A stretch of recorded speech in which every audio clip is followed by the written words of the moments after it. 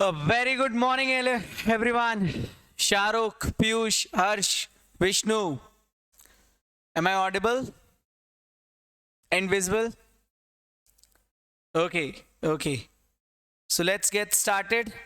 आज happy morning. संस्कार भी आया हुआ है, हमारे साथ में संस्कार भी हैं.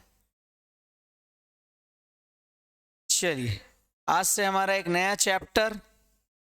हमने अभी तक, आप लोगों को बताऊं मैं, क्या क्या पढ़ लिया. जो लोग भी नए हैं उनको कोई समस्या आने नहीं वाली है सच. द रीजन बीइंग, आज नया टॉपिक है. हमने इंट्रोडक्शन टू इंडियस पढ़ लिया, 5 to 6 मार्क्स. इंट्रो टू इंडियस हमने ओवर कर दिया, 5 to 6 मार्क्स. साथ में हमने शेड्यूल 3 डिवीजन 2 भी देख लिया था थोड़ा सा. Share based payment 8 to 10 marks. Business combination 10 to 15 marks. तो ऑलमोस्ट अपन ने 35 + 5 नहीं 15 + 10 25 35 मार्क्स का ओवर कर दिया है सिलेबस. और अब एक नए चैप्टर के लिए हम आगे बढ़ रहे हैं. तो बैठे बैठे क्या करें, चालू हो जाते हैं. और चैप्टर का नाम है कंसोलिडेशन. कंसोलिडेशन एक अकेला चैप्टर, लेकिन जिसमें कितने स्टैंडर्ड्स हैं? 5 स्टैंडर्ड्स हैं. कई टीचर्स आपको 5 चैप्टर्स की जगह 6 चैप्टर्स पढ़ाते हैं. वो बिजनेस कॉम्बिनेशन को भी कंसोलिडेशन मानते हैं. और मैंने आपको बोला कि जब क्या होता है, कंट्रोल आता है किसी का एंटिटी पर, तो जिस दिन एक्विजिशन हुआ है उस दिन पर अकाउंटिंग किस इंडेक्स के हिसाब से होती है गाइस? 103 के हिसाब से. लेकिन अब जो हर ईयर एंड पर जो अकाउंटिंग होगी वो कहां से होगी? कंसोलिडेशन के ऊपर होगी. अब कंसोलिडेशन के अंदर भी कई सारे स्टैंडर्ड्स हैं. कई सारे तो क्या मतलब 5 स्टैंडर्ड्स हैं बेसिकली. पहला स्टैंडर्ड, पहले अपन चैप्टर का नाम ही लिख लें, पता तो रहे अपने को पढ़ना क्या है. पहला लिखते चलना साथ में, Ind AS 27, then Ind AS 28 पढ़ना है अपने को. देन अपने को पढ़ना है सबसे बेहतरीन इंड एस 110. देन अपने को साथ में इसमें पढ़ना है इंड एस 111. और लास्ट में अपने को पढ़ना है इंड एस 112. सर ये इंड एस 112, 111, 110, 28, 27 है क्या? ये किस चिड़िया का नाम है, क्या है? चलो, ये बात करता है सेपरेट फाइनेंशियल स्टेटमेंट्स की. ये बात करता है आपकी इन्वेस्टमेंट इन एसोसिएट्स के बारे में. और ये बात करता है सब्सिडरी के बारे में. मैं नाम नहीं लिखा रहा हूं, मैं सिर्फ आपको एक आइडेंटिटी दे रहा हूं. देन आपको ये बताएगा जॉइंट अरेंजमेंट के बारे में. लास्ट में एक इन्होंने इंडेक्स दे दिया डिस्क्लोजर के लिए कि डिस्क्लोजर भी एक जगह डाल लो. समझ रहे हो आप? समझ रहे हो आप? अच्छा, इन सबको आप ओवरऑल क्या बोल रहे हो? तो अपन बोल रहे हैं इनको कंसोलिडेशन.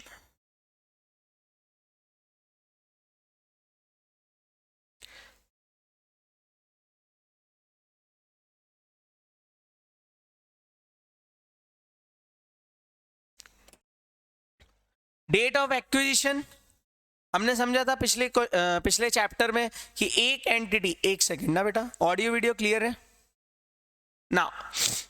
एक एंटिटी क्या कर रही है? एक एंटिटी क्या करती है कि दूसरी एंटिटी को एक्वायर कर रही है. और जब दूसरी एंटिटी को एक्वायर किया तो क्या हुआ कि भाई साहब, मान लो मैं एक HD लिमिटेड हूं और मैंने हर्ष लिमिटेड को एक्वायर किया. Good morning Sarika. मैंने HD लिमिटेड और मैंने एक कंपनी हर्ष लिमिटेड को एक्वायर किया ऑन 1 जुलाई. पहली बात तो एक्विजिशन कब होगा सर? जब कंट्रोल आपका मोर देन 50% होगा. I hope you are getting my point. जब कंट्रोल आपका मोर देन 50% हो जाएगा तो आपका क्या आ जाएगा?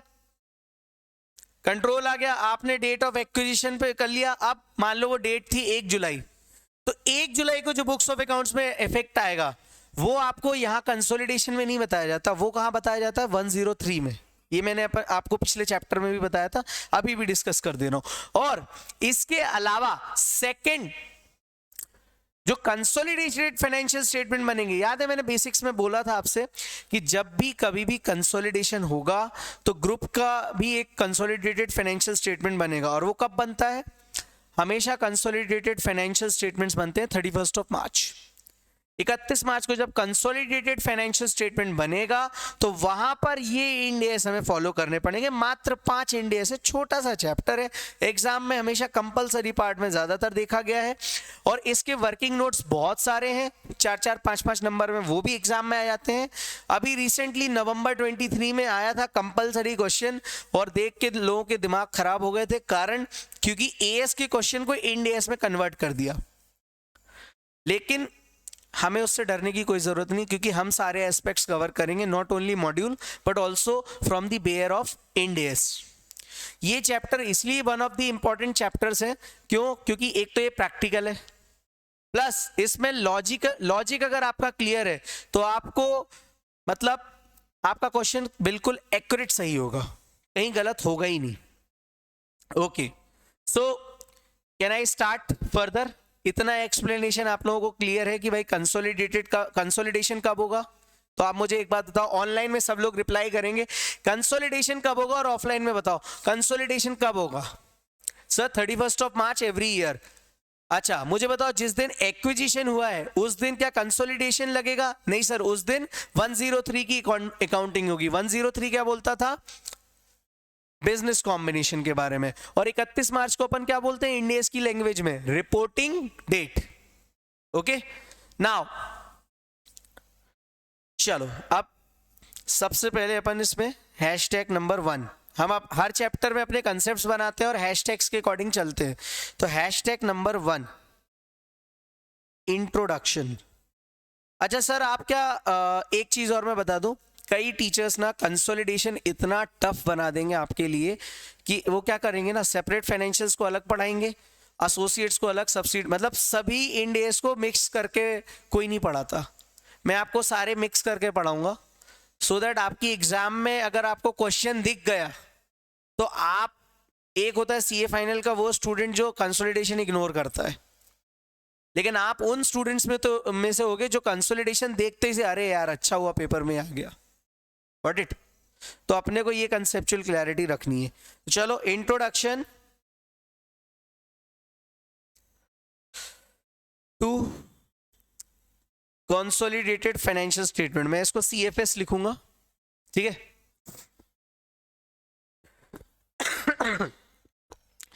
अब जब चैप्टर का नाम ही कंसोलिडेशन है तो मुझे बताओ पहले ये तो पता हो ना कि किसको कंसोलिडेशन करना है। किसको कंसोलिडेशन करना होता है इंडिया में? एनीवन?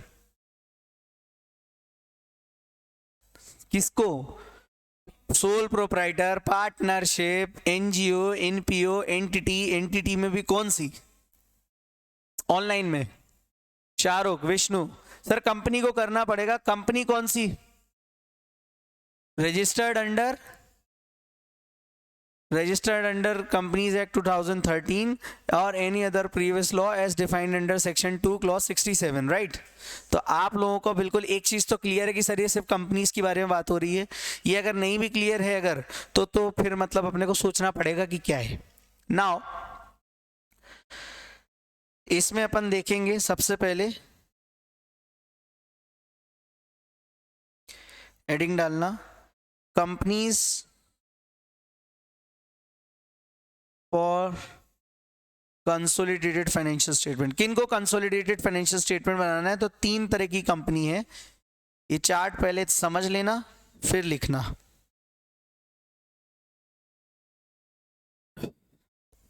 हमारी अप्रोच अगेन चार्ट वाली ही रहेगी, और ये कॉपी अगर आपकी तैयार होती गई तो आपको मॉड्यूल रेफर करने की जरूरत नहीं है, पीडीएफ में आपको डेली शेयर कर दिया करूंगा। पहली रिलेशनशिप जो होगी, रिलेशनशिप मतलब कंपनीज के बीच में रिलेशनशिप, पहली जो रिलेशनशिप बेटा होगी वो होगी पेरेंट एंड सब्सिडरी, जिसको हम अकाउंटिंग स्टैंडर्ड में बोलते थे holding in subsidiary. Holding in subsidiary का रिलेशन क्या होता है?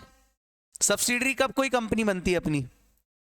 मोर देन 50% पावर हमारे हाथ में आ गया, होल्डिंग कंपनी के हाथ में आ गया। मान लो मैं एक HD लिमिटेड हूं और मैंने हर्ष लिमिटेड को एक्वायर कर लिया और उसके 55% शेयर्स मेरे अंडर में आ गए, potential equity shares including potential equity shares. कहना इसे मेरे पास 55% का कंट्रोल आ गया।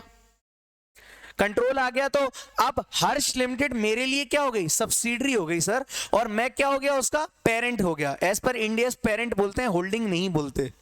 होल्डिंग अपन पहले बोलते थे, होल्डिंग मतलब पहले बोला करते थे। एज पर इंडियस की जो अपनी लैंग्वेज है उसमें अपन इसको क्या बोलेंगे? पेरेंट। ठीक है, होल्डिंग कंपनी की जगह।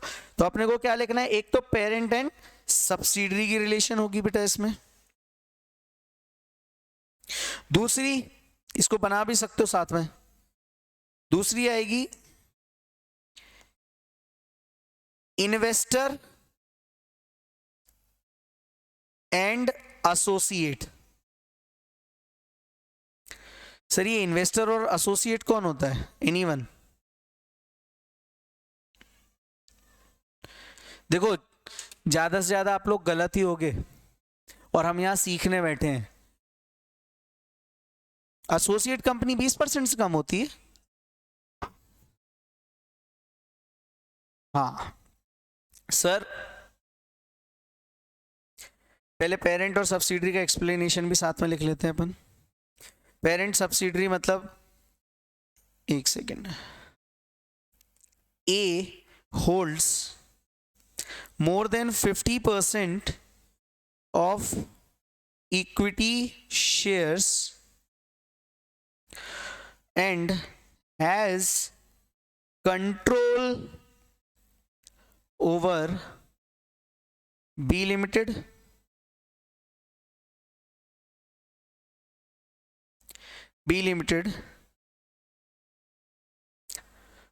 Very good, very good sir. Piyush का कहना है जिसका 20 से ज्यादा हिस्सा है वो हो जाएगी इन एसोसिएट। और इन्वेस्टर, ओके ओके ठीक है, इन्वेस्टर कंपनी होती है जो एसोसिएट में इन्वेस्ट करे। आपने अकाउंटिंग स्टैंडर्ड 18 पढ़ा हो अगर बचपन में, रिलेटेड पार्टी वाला, तो उसमें याद है अपन रिलेशनशिप्स निकालते थे एक कंपनी की दूसरी कंपनी के साथ। तो अगर मैंने किसी कंपनी में 50% से कम का, पहले तो 50% से ज्यादा हुआ तो कौन सी रिलेशनशिप आ जाती है? पेरेंट एंड सब्सिडरी वाली। लेकिन अगर मैंने 50 से कम शेयर्स लिए या 50% तक के शेयर्स है मेरे पास, ठीक है, तो सामने वाली कंपनी मेरे लिए हो जाएगी एसोसिएट कंपनी और मैं उसके लिए हो जाऊंगा इन्वेस्टर कंपनी।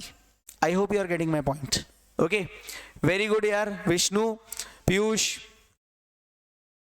अभी एक बात बताओ मुझे, ये जो अपन ने लिखा है A holds more than 50% of the equity shares and has control over B Limited, इसमें मुझे बताओ B Limited कौन है? सर B Limited यहां हो जाएगी सब्सिडरी और A Limited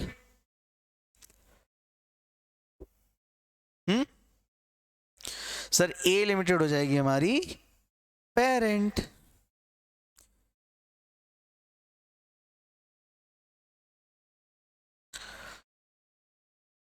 और इन दोनों के कंबाइंड फाइनेंशियल स्टेटमेंट को अपन क्या बोलेंगे? ग्रुप। इन दोनों के कंबाइंड फाइनेंशियल स्टेटमेंट को क्या बोलेंगे? ग्रुप। और वो जो फाइनेंशियल स्टेटमेंट बनेगा वो ग्रुप का कंसोलिडेटेड फाइनेंशियल स्टेटमेंट बनेगा। I hope I am very much clear with this. Okay, recording on की भी की नहीं की? कर दी थी यार, भूल जाता हूं मैं रिकॉर्डिंग ऑन करना। Now parent and subsidiary clear है। ऐसे ही अपन एक इन्वेस्टर एंड एसोसिएट का भी बना लेते हैं। लिख लिया कि नहीं? पहले ये बता देना भाई, बताते चलना। देखो हमारे यहाँ बोलते हैं जिसने करी शर्म उसके फूटे गरम, तो शर्म बिल्कुल नहीं करनी। विष्णु ने लिख लिया, हर्ष, पीयूष, साइन, सारिका, शबनम, शाहरुख। ओके, हमारे सामने अंकेश, गणेश, संस्कार, आरुण, लिख लिया कि नहीं? चलो अब अपना आता है एक और चार्ट, इसमें इन्वेस्टर में बना लेते हैं अपने। यहां पे क्या होगा, दूसरे पेन से लिखते हैं। ए होल्ड्स, मैंने इसे ए मतलब ए limited, okay, more than 20% but less than or equal to 50% of equity shares and अच्छा मुझे बताओ, किसी कंपनी पे मेरा या ए लिमिटेड ने बी लिमिटेड के 20% से ज्यादा और 50 से कम या 50 तक इक्विटी शेयर होल्ड करके रखे हैं, मुझे बताओ क्या ए का बी में सिग्निफिकेंट इन्फ्लुएंस होगा कि नहीं? क्यों नहीं होगा? 20% से ज्यादा पे सिग्निफिकेंट इन्फ्लुएंस होगा सर, और सिग्निफिकेंट इन्फ्लुएंस होगा तभी तो ये एसोसिएट कंपनी बन जाएगी। मान लो आरुण लिमिटेड है एक, और आरुण लिमिटेड ने एचडी लिमिटेड में इन्वेस्ट किया, 40% ऑफ इक्विटी शेयर्स परचेज कर लिए। अब मुझे बताओ आरुण लिमिटेड जो है इसकी जो डिसीजन मेकिंग, मतलब एचडी लिमिटेड की जब डिसीजन मेकिंग होगी किसी भी पॉलिसी से रिलेटेड, उसमें आरुण लिमिटेड का भी सिग्निफिकेंट इन्फ्लुएंस होगा कि नहीं? सर होगा, ऑब्वियसली, बिकॉज 40% किसके हाथ में? आरुण लिमिटेड के हाथ में। Got it? तो एंड हैज सिग्निफिकेंट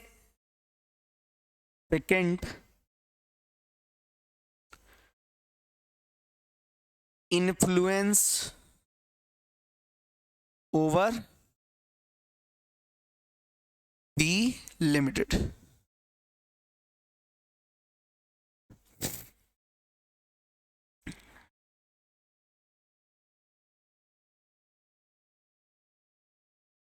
अब ये बताओ मुझे, ए और बी यहां पे क्या है? ए क्या है? हाँ सर, ए हो जाएगा इन्वेस्टर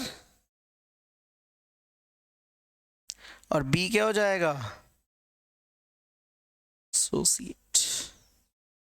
इज दैट क्लियर?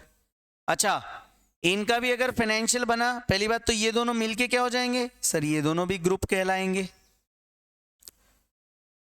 यहां तक कोई समस्या किसी को भी? गुड मॉर्निंग आगम, यहां तक समस्या किसी भी स्टूडेंट को? एनीवन? ओके।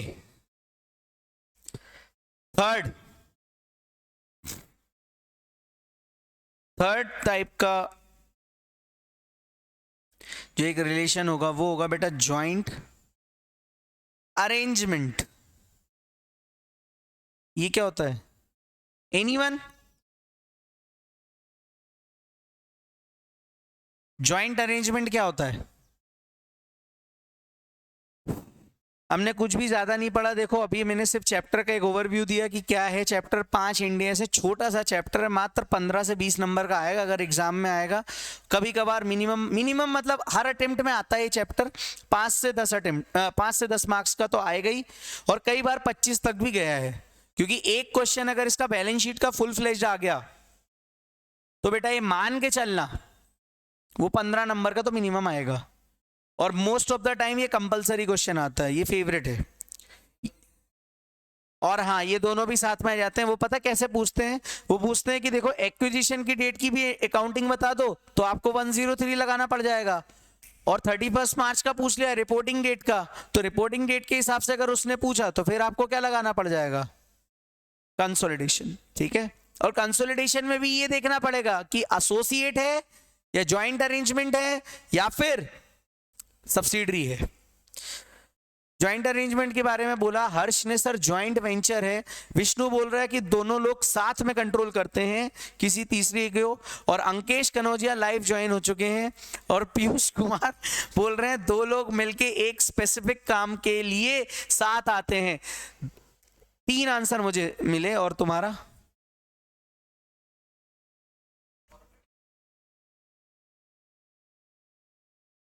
कोई स्पेसिफिक काम के लिए, और जैसे ही वो काम हो गया अलग हो जाएंगी।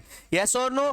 तो यहां पर पीयूष का आंसर सही है, अरुण का आंसर सही है, विष्णु पार्टली सही पार्टली गलत, क्योंकि साथ में तो आते हैं लेकिन एक फिक्स पीरियड के लिए आते हैं। फिक्स पीरियड मतलब किसी स्पेसिफिक काम को कंप्लीट करने के लिए, और उसके बाद जैसे ही काम खत्म हुआ उसके बाद क्या होगा?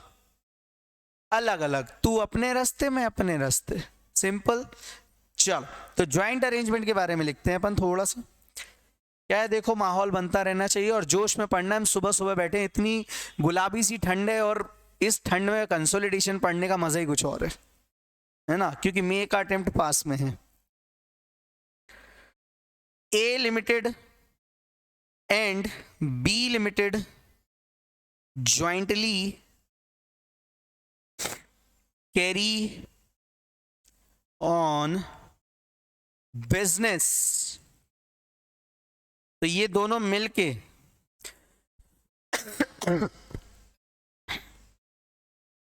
तो ये जो दोनों लोग हैं, कौन दोनों? ए और बी। तो ये दोनों कौन हो जाएंगे? को-वेंचरर्स। कैन आई से इनको भी ग्रुप के हिसाब से कंसोलिडेशन बनाना पड़ेगा? Yes.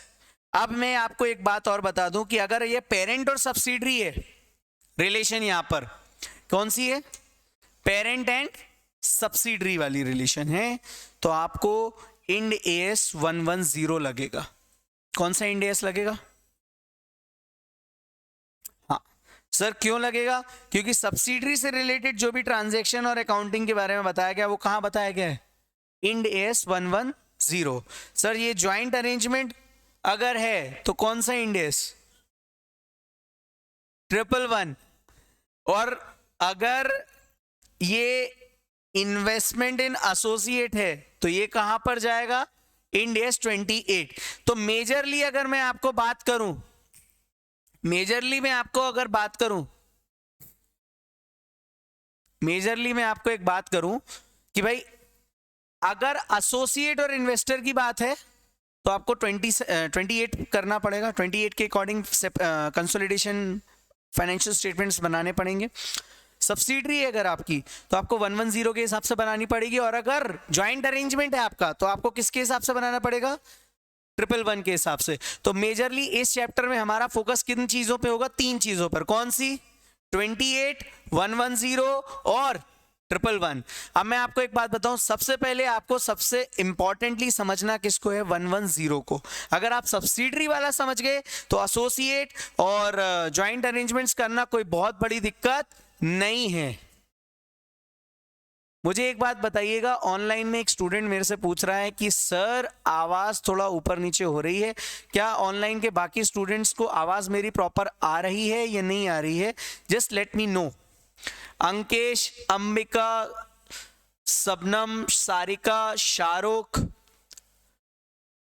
Harsh, Vishnu, okay, audio is clear and video is also clear, right? Okay. और उसके बाद हमने ये देख लिया, तो मुझे बताओ यहां पर कौन सा आएगा? 110। यहां पे 28, और इधर कौन सा आएगा? यहां तक में कोई भी समस्या हो तो मुझे बताइए। हाँ,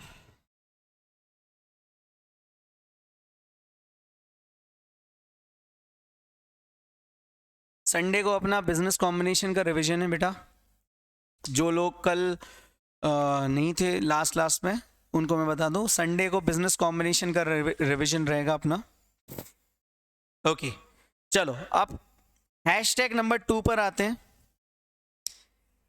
इतनी देर से अपन बात कर रहे हैं कंसोलिडेशन पे, थोड़ा सा उसके पूरे नाम पे भी आ जाए, कंसोलिडेटेड फाइनेंशियल स्टेटमेंट। तो what do you mean by financial statement? Sir ये इतनी बेसिक सी चीजें आप क्यों पढ़ा रहे हो? आप लोगों को मालूम होगा कि आईसीआई की न्यू स्कीम में 30% के एमसीक्यू हैं, तो हम कोई भी डेफिनेशन छोड़ नहीं सकते। हैशटैग नंबर 2, और क्या नाम है इसका? Financial statements.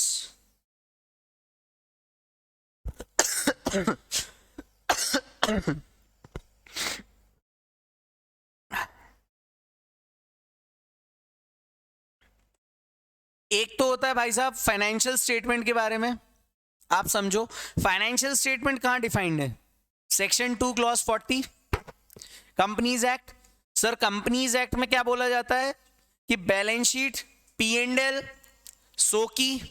सोकी का मतलब क्या होता है, statement of changes in equity and any other explanatory note, ये तो हो गया लॉ पॉइंट ऑफ व्यू। और इससे रिलेटेड जितने भी डिस्क्लोजर्स हैं या जितने भी रूल्स हैं वो कहां दिए हुए हैं, schedule 3 of the companies act 2013 में। लेकिन कुछ स्पेशल बातें जो अपने मॉड्यूल में दी हुई हैं वो मैं यहाँ पे लिखवा देता हूं, क्योंकि फाइनेंशियल स्टेटमेंट आप सबको पता है कि कहां पे डिफाइंड है और क्या क्या उसमें इंक्लूड होता है।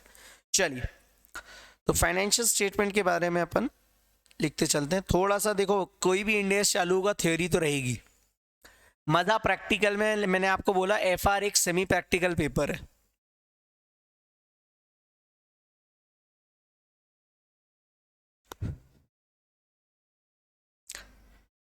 यहां लिखना इंडिविजुअल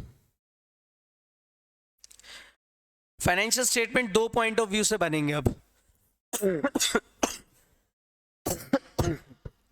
सॉरी, फाइनेंशियल स्टेटमेंट आपके 2 पॉइंट ऑफ व्यू से बनेंगे। एक बनेगा इंडिविजुअल पॉइंट से, मैं एक होल्डिंग कंपनी हूं तो मैं एक अपना खुद का सेपरेट फाइनेंशियल स्टेटमेंट बनाऊंगा स्टैंड अलोन, और साथ में अगर मेरी जो सब्सिडरी है, सब्सिडरीज बहुत सारी है मेरी, आरओ लिमिटेड, संस्कार लिमिटेड, हर्ष लिमिटेड, तो ये जो 3 सब्सिडरीज हैं इन सब का भी तो एक ग्रुप का financial statement, combined financial statement बनाना पड़ेगा, और उस कंबाइंड फाइनेंशियल स्टेटमेंट को हम बोलेंगे कंसोलिडेटेड फाइनेंशियल स्टेटमेंट। तो मुझे बताओ, बीइंग दी होल्डिंग कंपनी मुझे कितने फाइनेंशियल स्टेटमेंट बनाने हैं? सर 2 बनाने हैं। एक बनाना है खुद के लिए स्टैंड अलोन, और सेकेंड मतलब स्टैंड अलोन मतलब नथिंग बट सेपरेट, और दूसरा हो जाएगा कंसोलिडेटेड। Got it? ये बात सबको समझ में आई? तो एक बनेगा individual financial statements of an entity which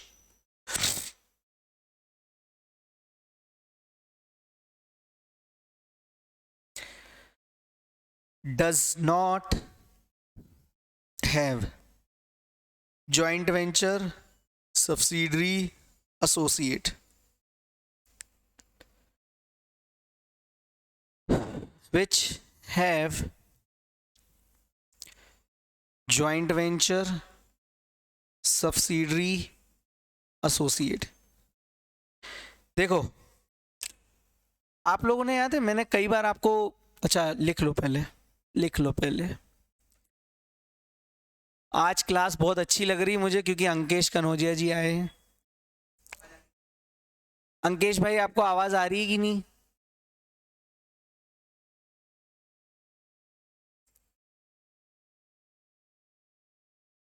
लिख लिया गाइस? मेरे को बता देना, मैं वेट कर रहा हूं।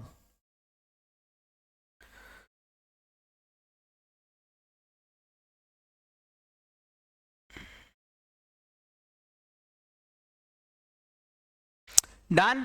चलो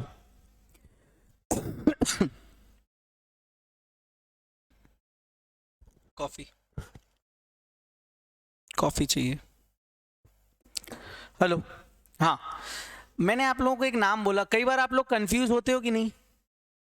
एक नाम से पूरे फाइनेंशियल रिपोर्टिंग, कितने लोग जो भी मई 24 का एग्जाम दे रहे हैं उन लोगों ने ऑब्वियसली एक बात है कि FR एक बार पढ़ा हुआ होगा, तो कहीं ना कहीं एक होता है स्टैंड अलोन फाइनेंशियल स्टेटमेंट और एक होता है separate financial statement. What is the difference? Sir ये अलग अलग होते हैं? हाँ अभी तो आपने बता, अलग होते हैं। किसी को डिफरेंस मालूम है? Anyone in the online class? अरे गलत ही होगा ना। सेपरेट फाइनेंशियल स्टेटमेंट और स्टैंड अलोन फाइनेंशियल स्टेटमेंट में मात्र इस चीज का फर्क है, अगर किसी कंपनी का कोई ज्वाइंट वेंचर है, कोई सब्सिडरी है, कोई एसोसिएट है, तो वो एक अपना खुद का स्टेटमेंट बनाएगी और एक कंसोलिडेटेड बनाएगी। अगर उसका कुछ कंसोलिडेशन बन रहा है तो वो बनाएगी बेटा सेपरेट, उसको बोलेंगे सेपरेट फाइनेंशियल स्टेटमेंट। और अगर इसका कुछ भी नहीं है तो वो क्या बनाएगी,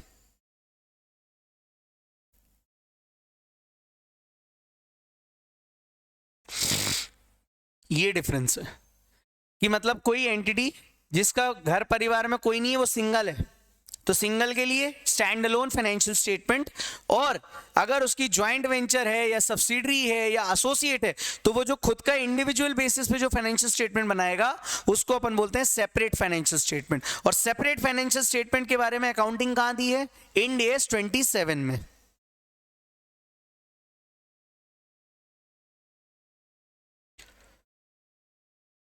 तो सर ये स्टैंड अलोन फाइनेंशियल स्टेटमेंट के बारे में कहां दिया हुआ है? सर स्टैंड अलोन जो फाइनेंशियल स्टेटमेंट है ये तो आपका कंपनीज एक्ट शेड्यूल 3 बता ही रहा है ना।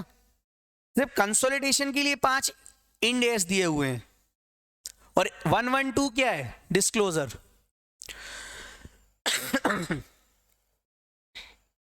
Now is that clear to everyone what I am trying to say? हम बस देखो, आपने अनियन देखी है ना, अनियन, हाँ अंकेश आई होप आपने अनियन देखी होगी।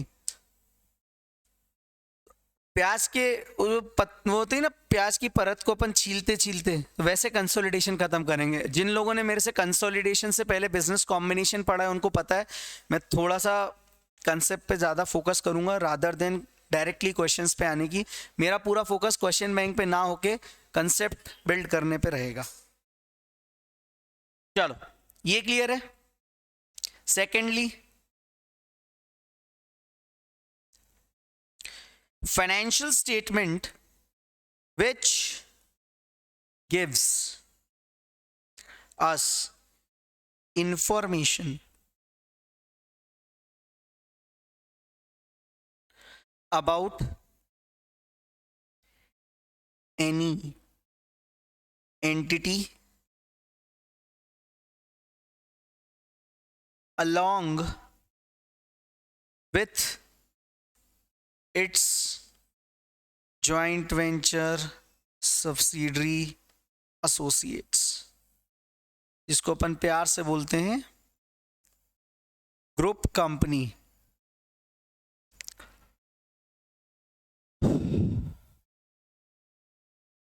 Thank you so much Vishnu, today's class is so interesting, thank you so much.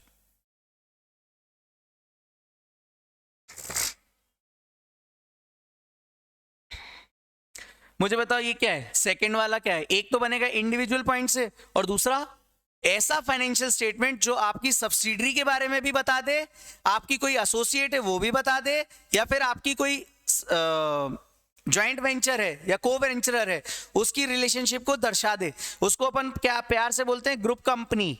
और जिस फाइनेंशियल स्टेटमेंट में ग्रुप कंपनीज का जिक्र हो उस फाइनेंशियल स्टेटमेंट को अपन बोलते हैं consolidated financial statements. Is that clear to everyone online?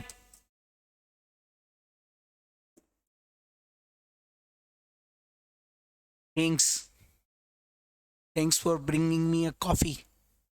वो भाई साहब को पसंद नहीं आई कॉफी, मैंने बोला उसको फिल्टर्ड कॉफी है।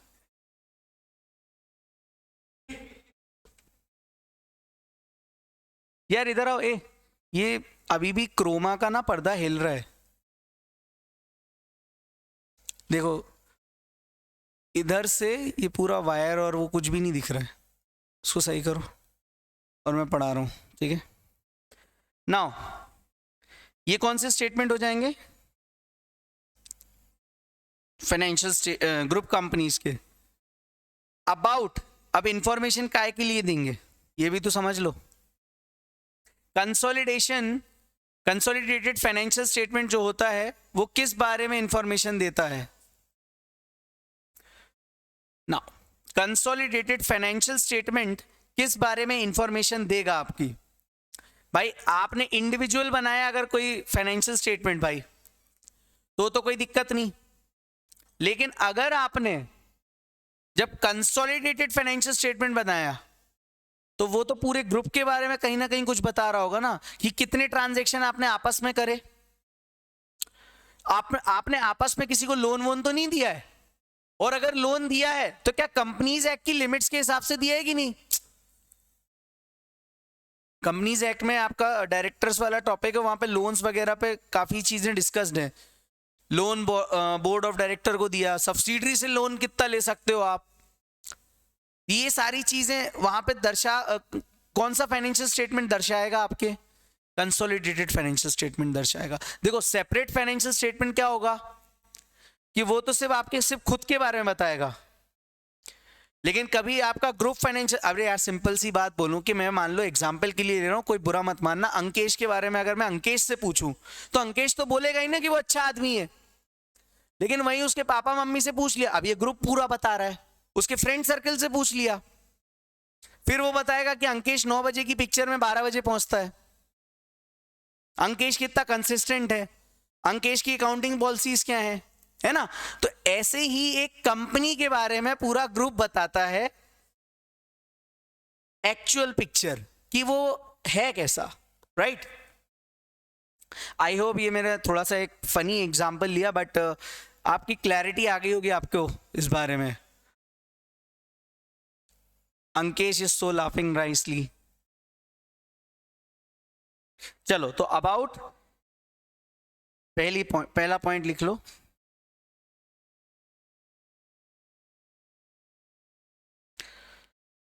किस बारे में बताएगा? पहली बात, ग्रुप का फाइनेंशियल स्टेटमेंट बताएगा आपको बिजनेस एक्टिविटीज के बारे में। दूसरी बात बताएगा इकोनॉमिक एक्टिविटीज के बारे में। बेटा ये थ्योरी लिख लो, एमसीक्यू में आएगी। And third point, obviously actual financial position तो यही बताएगा भाई।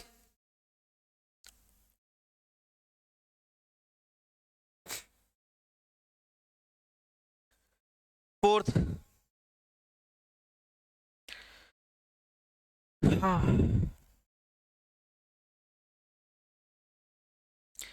Financial results of group as a whole, known as, नाम तो सुना ही होगा, कंसोलिडेटेड फाइनेंशियल स्टेटमेंट्स।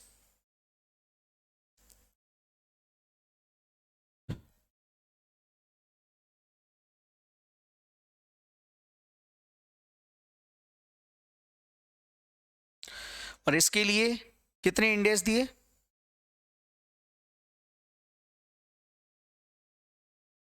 28, 110, 111।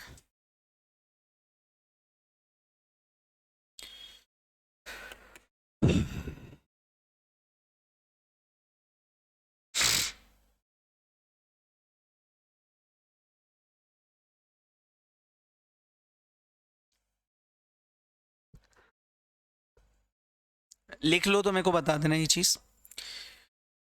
तो ये बहुत क्लियर है कि ग्रुप का स्टेटमेंट 4 चीजें आपकी बताता है। पहली बात तो आपकी बिजनेस एक्टिविटीज क्या है, इकोनॉमिक एक्टिविटीज क्या है, फाइनेंशियल पोजीशन क्या है, financial results of the group as a whole वो क्या है, और ये सब चीजें बताने के लिए क्या है? Consolidated financial statement. और जब ये चीज बनेगी तो कौन से इंडेक्स को कंप्लाई करके बनेगी? 28, 110 एंड 111।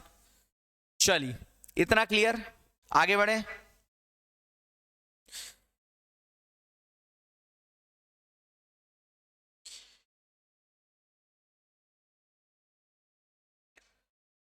नाउ हैशटैग नंबर 3 पर आते हैं। अभी तक 2 हैशटैग अपन ने पढ़े, दोनों क्लियर हैं, online offline. Vishnu clear, Ankesh, Harsh, Ambika, Shabnam, Sarika, Arun, Vishnu, Piyush, Shine. Shine यार तुम्हारा नाम शाइनी है या क्या है? मतलब मुझे नाम पूरा नहीं पता है। शाहरुख, शाहरुख को बोलना बाकी था ना यार। नो सर यही है, ओके। हैशटैग नंबर 3 संस्कार। लिख लिया तुमने कि नहीं? तुम्हें समझ में सब आता, लिखते कुछ नहीं हो तुम। ये लिख रहा है कि नहीं? Framework for consolidated financial statements.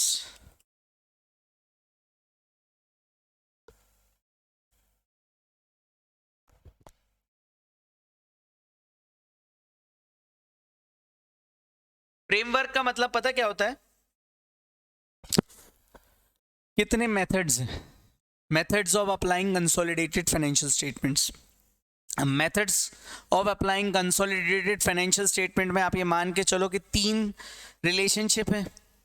3 relationship कौन सी? या तो विद सब्सिडरी, या तो एसोसिएट, या फिर विद ज्वाइंट को वेंचर। यस और नो? तो 3 मेथड है और 3 तरीके से अकाउंटिंग होगी। तो चलो अपन वो भी समझ लेते हैं।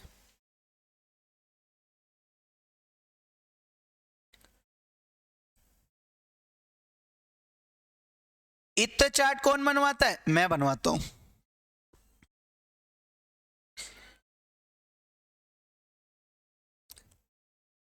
Parent and subsidiary, investor and associates and joint arrangements. ये अभी देखो मैं इतना शॉर्ट फॉर्म यूज कर रहा हूं, चलेगा दादा? तेरे से पूछा ही नहीं मैंने, उससे पूछा, ऑनलाइन में बस पूछा है। संस्कार भी लाइक घर की मुर्गी दाल बराबर।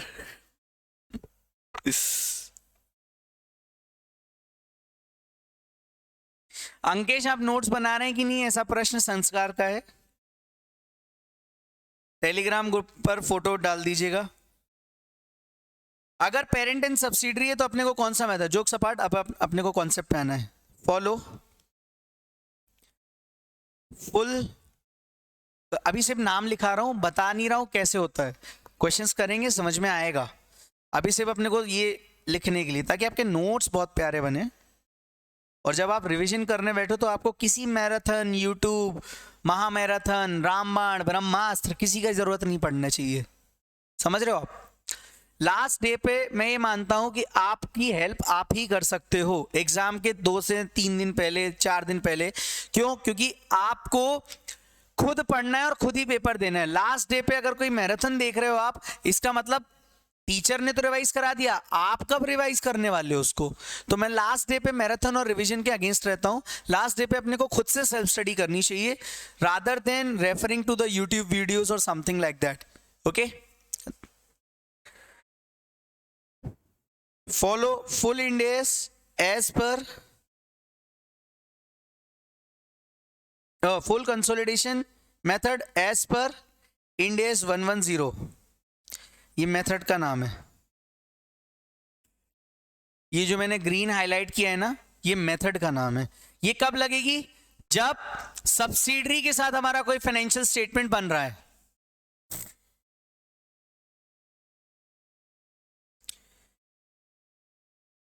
सेकंड, इन्वेस्टर एंड एसोसिएट अगर है तो follow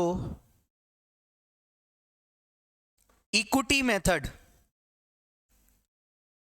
equity method of consolidation as per Ind AS 28।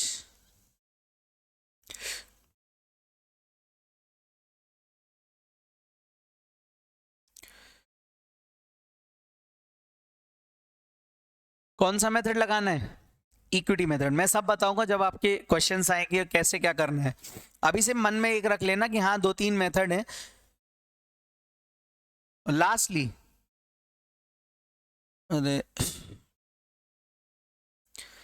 Joint arrangement के केस में क्या होगा दोस्तों? Follow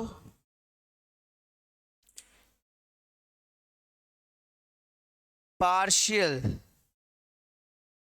consolidation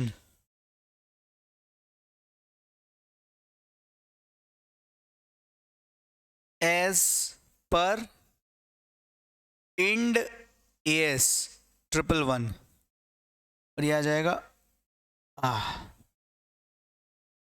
done. 3 मेथड है, 3 तरीके की रिलेशनशिप है।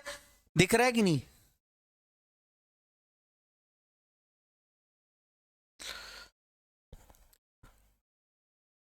डेमो पर तो सर छोटे टॉपिक से स्टार्ट कर सकते हैं या डेमो पे छोटे टॉपिक से तो फिर स्टार्ट करना है तो फिर तो कोई भी पीपी पढ़ा के चालू कर सकता है बैच।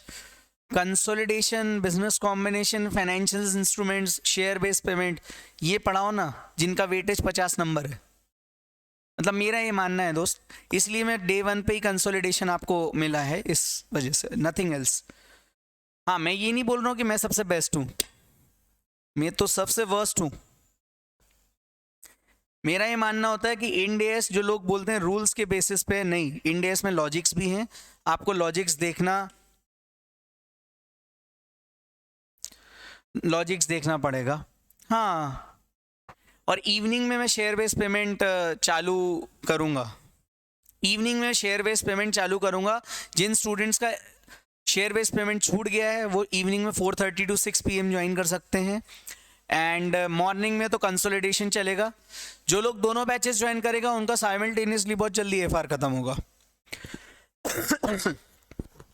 ओके, चलो।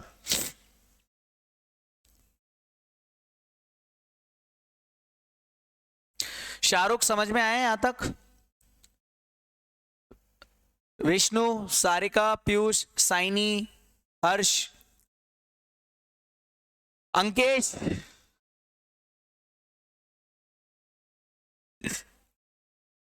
Ankesh will be very much happy कि आज इतना फेमस क्यों हो रहा हूं मैं। Hashtag number 4। और अब यहां पे एक्चुअल में हमारा कंसोलिडेशन चालू हो रहा है। Consolidation with subsidiary.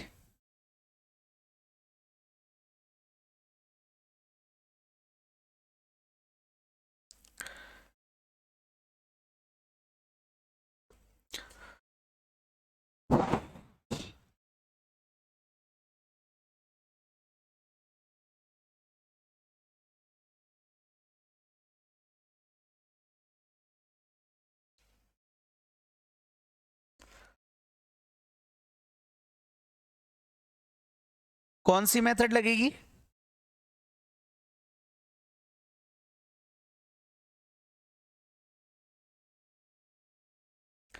मेथड का नाम क्या है? Full consolidated method. Full consolidated method का मतलब सर सारी तरीके से कंसोलिडेशन में जितने रूल्स हैं वो लग जाएंगे। तो सबसे पहले लिखो इस मेथड के बारे में, this method, sorry, consolidated financial statements under full consolidation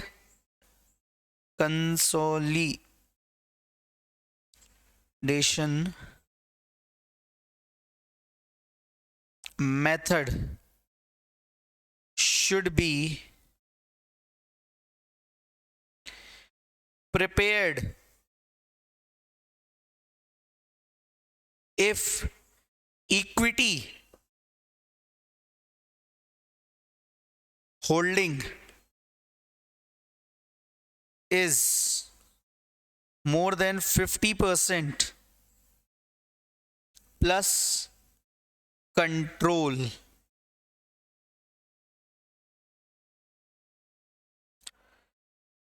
should exist।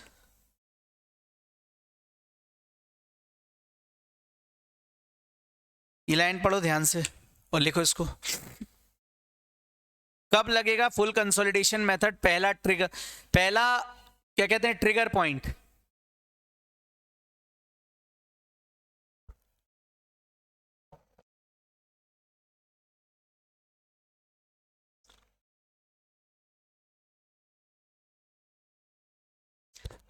पहली बात, कंट्रोल कितना? मोर देन 50%। किसमें? इक्विटी होल्डिंग पर। इक्विटी होल्डिंग की बात जब हम करते हैं तो equity holding includes equity shares and potential equity shares. Sir potential equity shares कौन से होते हैं? जिनके पास ऑप्शन होता है बाद में कन्वर्जन का, मतलब शेयर वारंट्स है, कन्वर्टेबल डिवेंचर्स हैं, जो बाद में इक्विटी शेयर्स में कन्वर्ट हो सकते हैं, वो भी इस 50% में आ जाएंगे। Got it? ये बात समझ में आई?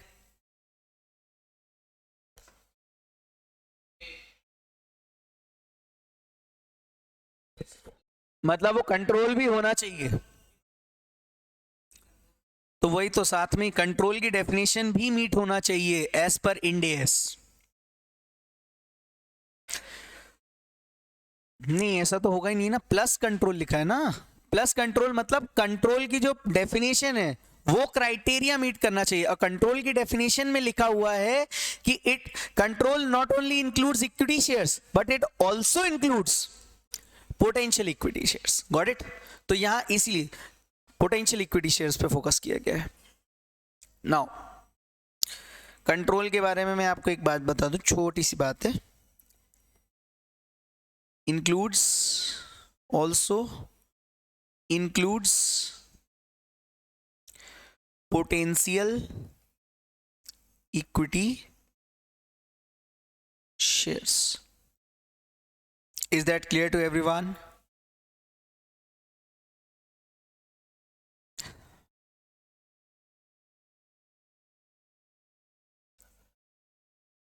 चले यहां तक क्लियर? और कंट्रोल के बारे में हमने बिजनेस कॉम्बिनेशन में भी समझा था। इसको कंट्रोल के बारे में जो हमने समझा था वो यही समझा था कि जब आपके ऊपर कंट्रोल आया, 50% से ज्यादा एक्विजिशन हो गया, मतलब एक्वायर कर लिया किसी ने, तो वो सिर्फ on the basis of equity shares नहीं देखेंगे, वो on the basis of control भी देखा जाएगा। तो sir what do you mean by control? Control के बारे में थोड़ा सा लिख लेते हैं।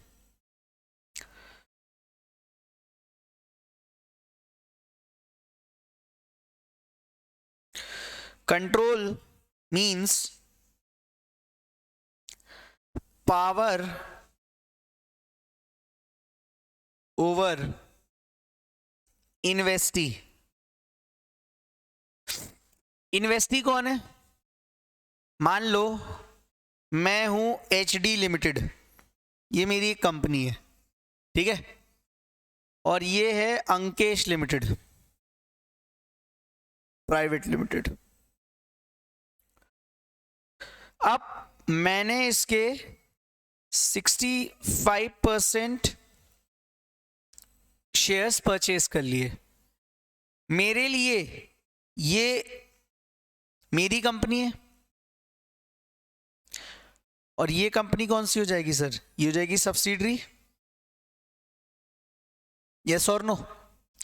साथ ही साथ क्या मेरे पास कंट्रोल आ गया?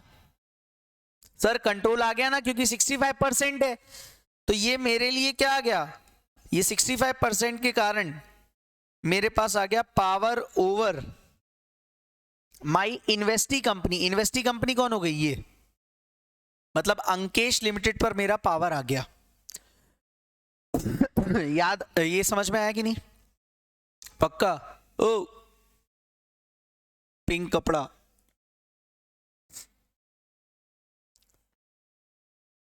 Investee and subsidiary is nothing but, यहां पे कौन हो जाएगा हमारा? Ankesh private limited. ये बात समझ में आई?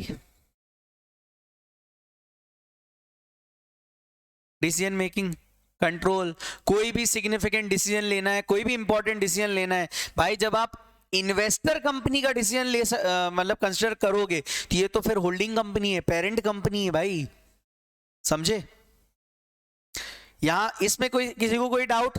पावर ओवर इन्वेस्टी पर ऑनलाइन शाहरुख, अंबिका, देखो जितना इंटरेक्टिव रहोगे ना उतना ही मजा आने वाला है। थ्योरी को मैं जितना थोड़ा सा फन वे में बनाने की कोशिश करता हूं, बट अकाउंट्स है, ज्यादा इसको फनी नहीं बना सकते अपन, क्योंकि यहाँ पे कंसेप्ट को लूज नहीं करना है अपने को। और FR अगर आपने मेरे अकॉर्डिंग कर लिया तो आपके 60 से 70 नंबर कहीं नहीं गए, उसके ऊपर जितने आएंगे वो आपकी है, वो फिर आपकी मेहनत है। चलिए सेकेंड पॉइंट,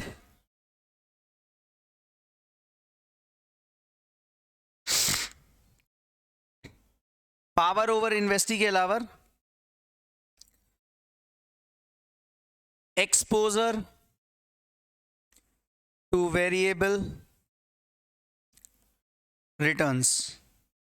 कंट्रोल का एक और मतलब ये होता है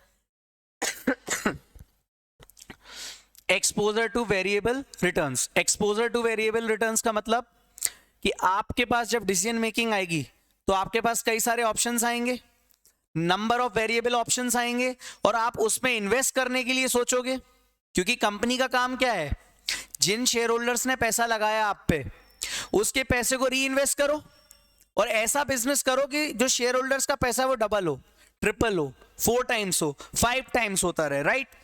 तो आपके बीइंग जब आपके पास कंट्रोल आया तो कंट्रोल आपको क्या दे देगा, एक्सपोजर टू वेरिएबल रिटर्न्स, कि मार्केट में किस जगह इन्वेस्ट करना है और कितना कमा सकते हैं, और ऑब्वियसली आप वहां पे इन्वेस्ट करोगे जहां पे आपका रिटर्न्स ज्यादा बेटर मिलेंगे, सो दैट आपके शेयर होल्डर्स खुश रहें। यस और नो?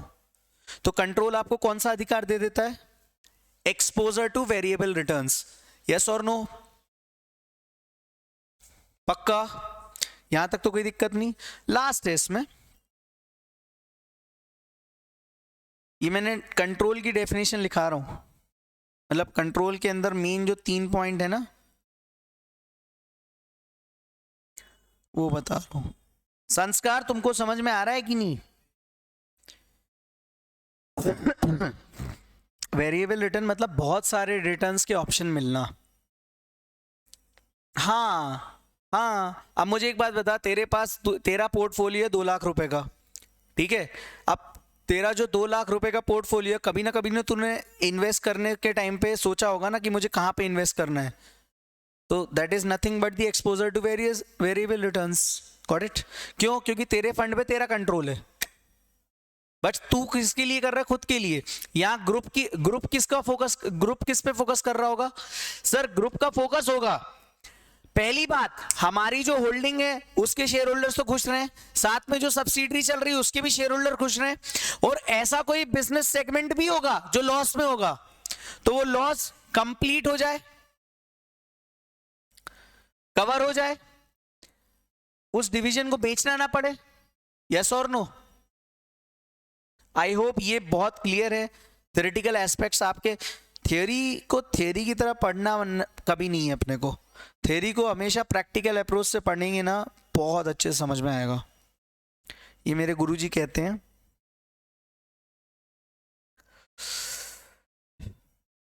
एबिलिटी टू यूज और power to affect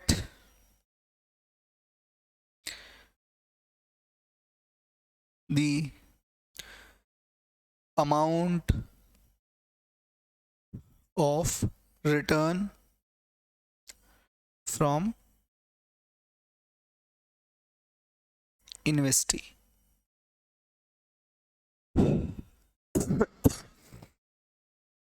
Ability to use or power to affect the amount of return from investee. अब मुझे एक बात बताओ, अपने एग्जाम्पल में होल्डिंग कंपनी कौन थी? HD लिमिटेड, और सब्सिडरी कौन थी? Ankesh private limited. एग्जाम्पल में यही था। अब मुझे बताओ, अंकेश प्राइवेट लिमिटेड ने मान लो 100 रुपए कमाए, अंकेश प्राइवेट लिमिटेड ने कितने रुपए कमाए? 100 रुपए कमाए, रुपीज इन करोड़ लिखा हुआ है उसमें, ठीक है, तो 100 करोड़ रुपए कमाए। अब मुझे बताओ, बीइंग दी होल्डिंग कंपनी, क्या मेरे पास इतना पावर है कि जो रिटर्न इन्वेस्टी कंपनी, इन्वेस्टी कौन है मेरे लिए? सब्सिडरी, उसने जो पैसा कमाया, उस पैसे का, जो उसने पैसा कमाया 100 करोड़ रुपए, क्या उस पैसे को मैं अपने अकॉर्डिंग भी यूज करवा सकता हूं? कंट्रोल है सर 65% का, तो डेफिनेटली आप करा सकते हो। यस और नो? और यही लाइन यहां पे लिखी हुई है, देखो, एबिलिटी टू यूज और power to affect the amount of return, किससे? जो इन्वेस्टी से आया। इन्वेस्टी ने जो पैसा कमाया उस पे आपका पावर है और आपके पास एबिलिटी है उसको यूज करने का। Got it? बस यही होता है कंट्रोल, और कुछ नहीं है। इससे ज्यादा कंट्रोल के ऊपर अपन डिस्कस नहीं कर सकते। I hope theoretical aspect is clear from my side for control as well. अब एक पॉइंट और रह गया थ्योरी के पॉइंट से, वो और समझ लो। पहले ऑडिट में हुआ करता था ये, याद होगा आपको, एक आप सबका फेवरेट चैप्टर जो अब फाइनल से चला गया, कंपनी ऑडिट। कंपनी ऑडिट में आप पढ़ते थे section 129। Section 129 of companies act financial statements के बारे में बताता है, और उसमें वहां पे रूल दिया हुआ है कि कब कब कंसोलिडेटेड फाइनेंशियल स्टेटमेंट किस किस को बनाना है, किसको नहीं बनाना है। तो exemption from consolidated financial statements, exemptions for preparing consolidated financial statement, वो पॉइंट और समझ लो। उसके बाद अपन आ जाते हैं क्वेश्चंस पे, तो फिर अपन अकाउंटिंग पॉइंट ऑफ व्यू पे आ जाएंगे। तो यहां तक का जो मैंने थ्योरेटिकल एस्पेक्ट बताए हैं, पहला introduction to consolidated financial statement, दूसरा फाइनेंशियल स्टेटमेंट किन के पॉइंट ऑफ व्यू से बनेगा, तीसरा framework for consolidated financial statement मतलब कितने मेथड्स हैं, और चौथा कंसोलिडेशन विद सब्सिडरी मतलब फुल कंसोलिडेशन मेथड में कब अप्लाई होगा। इसका थ्योरेटिकल एस्पेक्ट हमने समझा। क्या आप लोगों को यहां तक में कोई समस्या है या नहीं? अगर है तो मुझे अभी डाउट्स बोल दो, वैसे तो मैं अवेलेबल हूं, लेकिन still if you have any kind of doubts late me no. Clear? Ankesh आपको कोई डाउट है? उसको पूछना, सो तो नहीं गया? मत पूछ मत पूछ। हर्ष, शाहरुख, शबनम, सारिका, पीयूष, साइनी सॉरी, क्लियर है? सबने थम्स अप उठा दिए, कोई दिक्कत नहीं, बढ़िया है, चल रहा है, माहौल बना रहना चाहिए।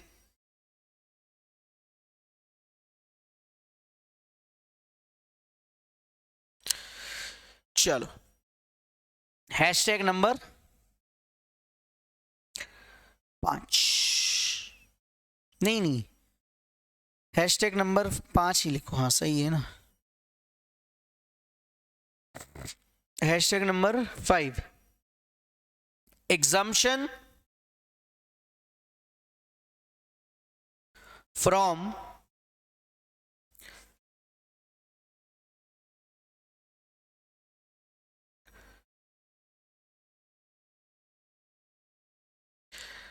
अंकेश कह रहा है उसको सब समझ में आ गया। वेरी गुड यार Ankesh, that's the spirit.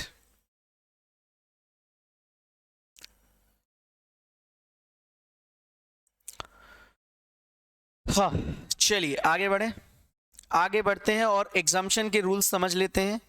Exemption का रूल पहला बहुत क्लियर है। Rule number 1, parent is a subsidiary.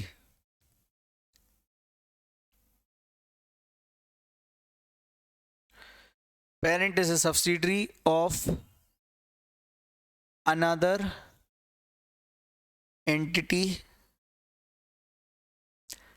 and its owners are informed and they don't object for non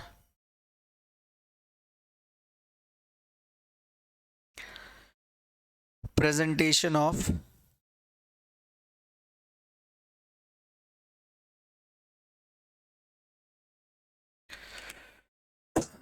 financial statements.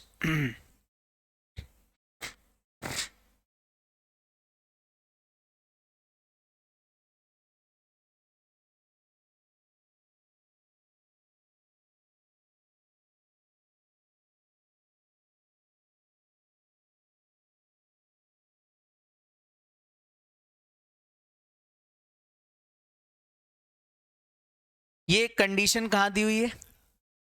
Companies act में।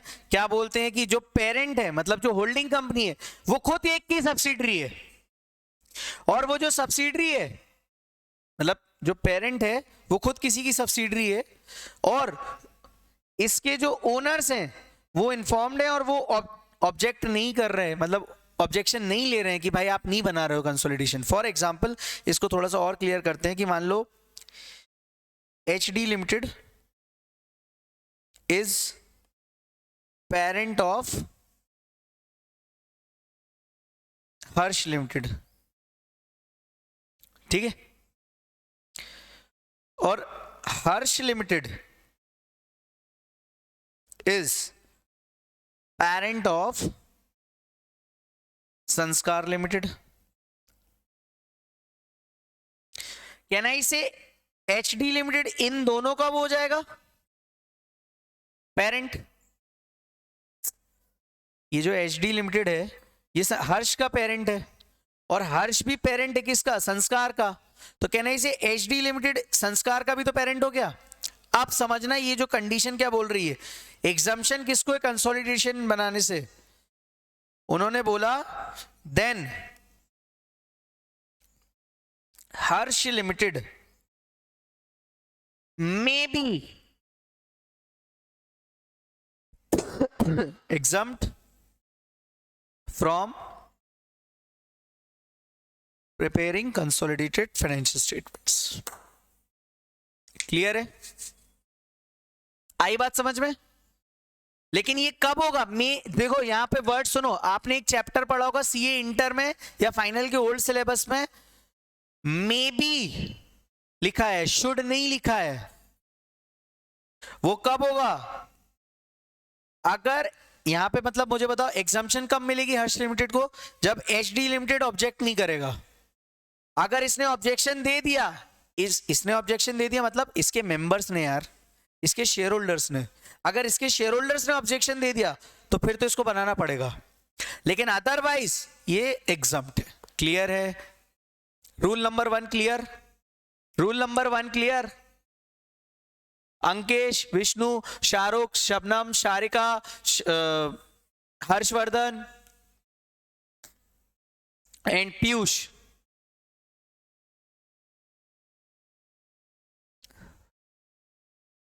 एंड साइनी। यहां तक क्लियर? Second rule. अच्छा सुनो, ये जो रूल्स है ना, इसमें ना कंडीशन एक है, मालूम कौन सी? एंड लिखा है।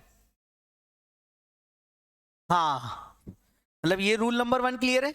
अब इसके बाद आपको मैं बताता हूं, ये लिखा है इसके बाद वाली कंडीशन में and.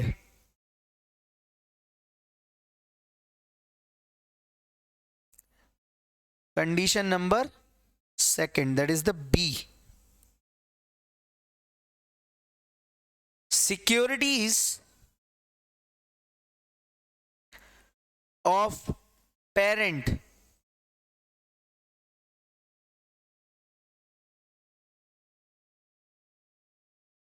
are neither listed nor in the process of listing in or outside Bharat. Second condition मुझे शायद एक्सप्लेन करने की इतनी जरूरत नहीं है, अब बहुत क्लियरली लिखा है, and securities of parent are neither in the process of listing, neither listed nor in the process of listing. मतलब कि सिक्योरिटीज लिस्टिंग पे गई नहीं है, या तो इंडिया के स्टॉक एक्सचेंज में या फिर किसी recognised stock exchange of outside India. तो ये दोनों कंडीशन फुलफिल होनी चाहिए, तब जाके हर्ष लिमिटेड क्या होगा? एग्जम्प्ट होगा, अदरवाइज क्या होगा? बनाने पड़ेंगे। ये वाली क्लियर है? क्योंकि इसमें आई डोंट थिंक इसमें कुछ एक्सप्लेन करने जैसा है, और मैं ये मान के चल रहा हूँ कि यार आप CA फाइनल के स्टूडेंट हो तो आप थोड़ा सा मेच्योर बिहेव कर रहे होगे। अंकेश,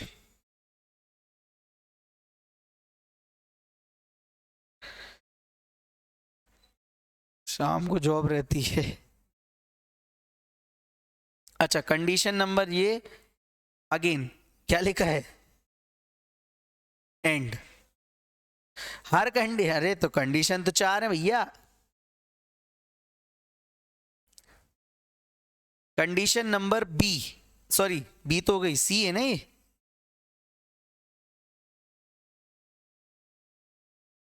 इट्स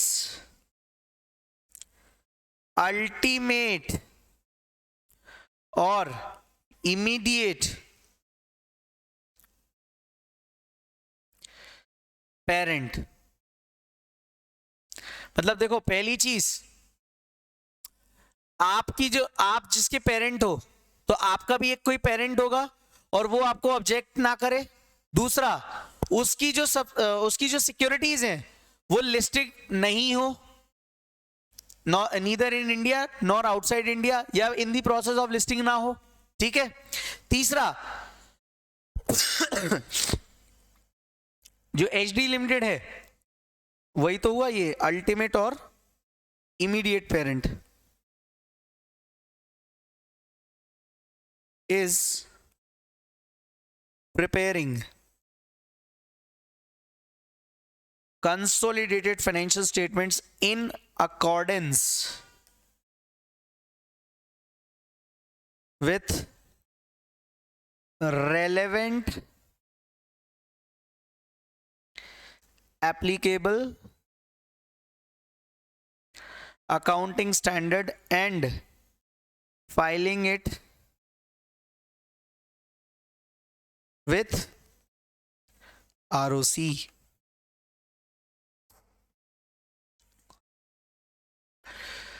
साथ ही साथ ये लिख लिया, पहले लिख लो इसको।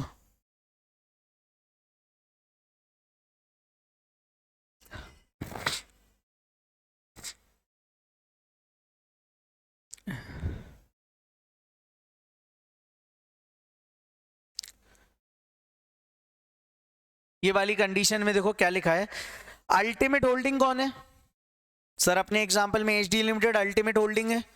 ये अगर कंसोलिडेटेड भी बना रही है, ये कंसोलिडेटेड बना रही है, सीएफएस बना रही है, किसके अकॉर्डिंग? Relevant accounting standard. मान लो इसकी नेटवर्थ 250 करोड़ से नीचे है, तो फिर कौन सा अकाउंटिंग स्टैंडर्ड फॉलो करेगी ये? सर ये अकाउंटिंग स्टैंडर्ड 21 फॉलो करेगी। लेकिन अगर 250 करोड़ से ऊपर है फिर तो ये लिस्टेड हो गई, सॉरी लिस्टेड नहीं, फेज 2 में आ गई। और फेज 2 में आ गई तो आपको इंड एस एप्लीकेबल हो जाएगा, और अगर इंड एस एप्लीकेबल हो गया तो आपको 110 फॉलो करना पड़ेगा सब्सिडरी के केस में। यस और नो? बहुत क्लियर है।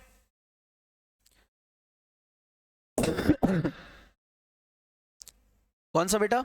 ये वाला, ये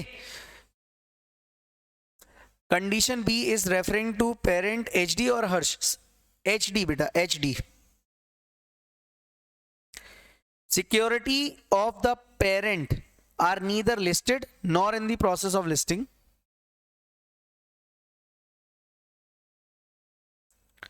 मेरे को एक बार वापस थोड़ा सा क्लियर लिख के भेजो ना, मेरे को समझ में नहीं आ रहा पूछ क्या रहे हो उस पर।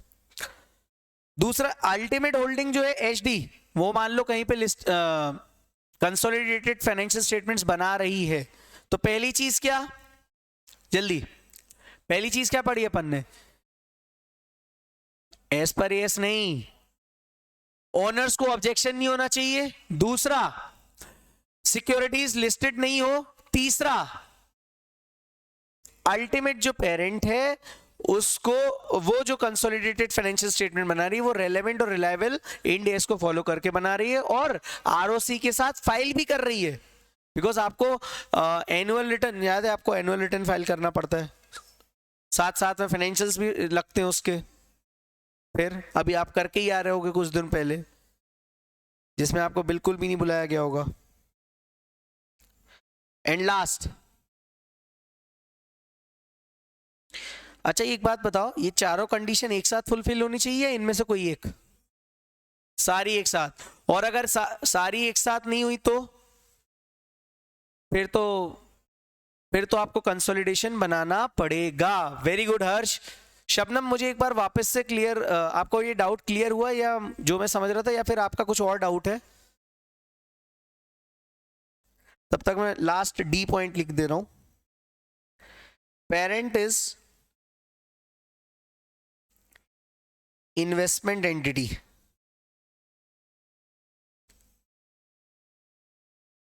and it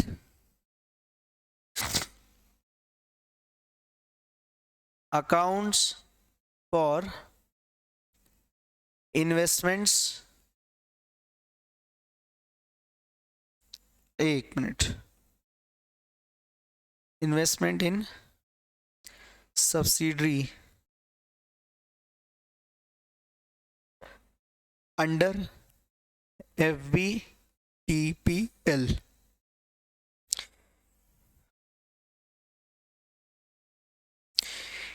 ये जो रूल नंबर 1 है, रूल नंबर 2 है कंपनीज एक्ट,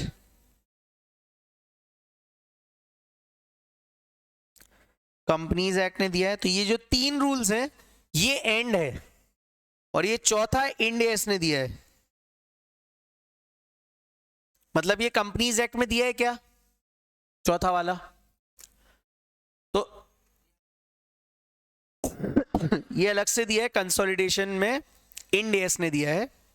बाकी के 3 जो दिए हैं वो साथ में। हाँ, HD's share not to be listed, yes exactly Shabnam, ये यही मैं बोल रहा था। HD के शेयर्स लिस्टेड नहीं होने चाहिए।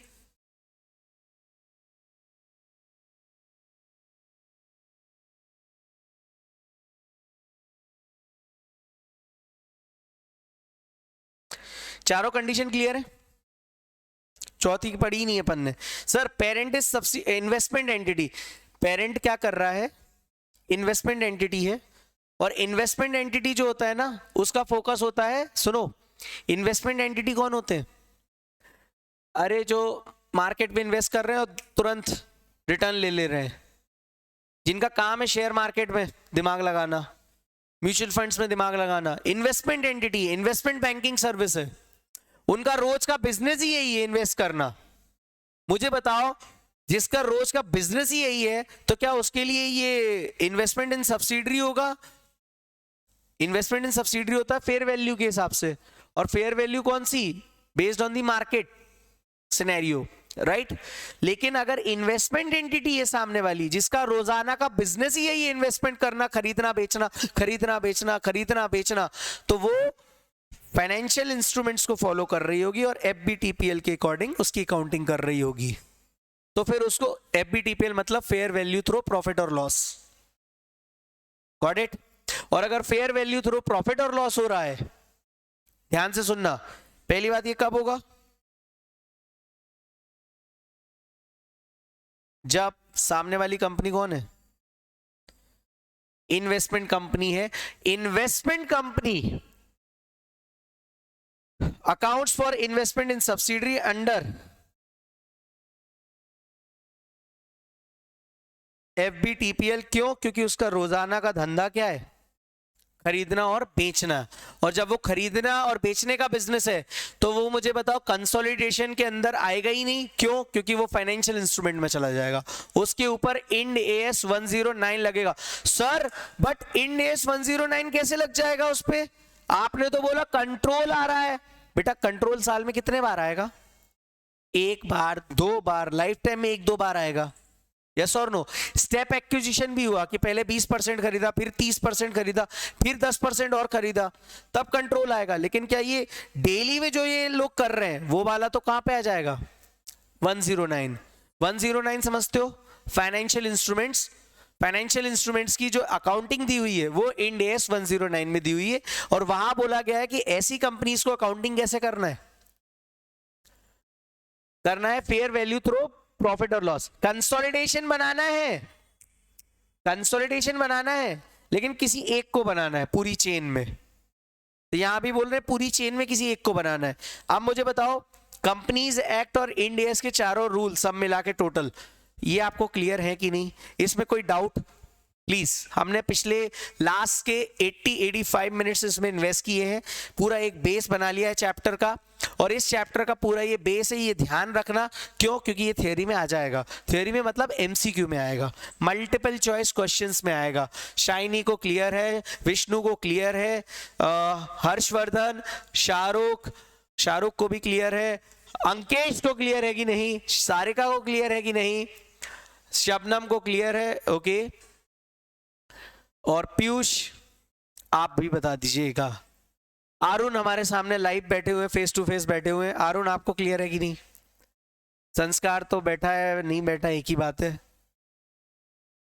बस नहीं, ये एंड नहीं है। एंड इसलिए नहीं है बेटा क्योंकि ये कंपनीज एक्ट में नहीं दिया है। कंपनीज एक्ट में ढूंढ लेना, लास्ट पॉइंट कहीं नहीं मिलेगा। ये सिर्फ इंडियस में दिया। और कौन से इंडियस में दिया है? 109। ठीक है, तो मैंने आपको इकट्ठा करा दिया, मॉड्यूल बहुत उटपटांग दिया हुआ है इसमें। हाँ, मतलब कंसोलिडेशन बनाना है, लेकिन फेयर वैल्यू मार्केट के बेसिस पे नहीं लेंगे अपन, फेयर वैल्यू थ्रू P&L लेंगे। Got it? मार्केट के बेसिस पे फेयर वैल्यू लेते हैं तो 113 फॉलो होता है, फेयर वैल्यू मेजरमेंट। ठीक है, आगे अपन पढ़ेंगे फेयर वैल्यू मेजरमेंट वगैरह भी। चलो यहां तक क्लियर, सब लिख दिया बेटा? आगे बढ़ू? चलो अब थोड़ा सा ना गेम में लाते हैं ट्विस्ट और थोड़ा सा मजा करते हैं। आती है अब अकाउंटिंग। कितने हैशटैग हो गए अपने? Hashtag number 6। अच्छा, ये कौन सा इंडेक्स चल रहा है अब? ये कौन सा इंडेक्स? हाँ, 110 चल रहा है।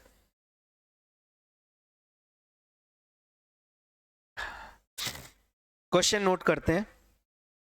Example number 1,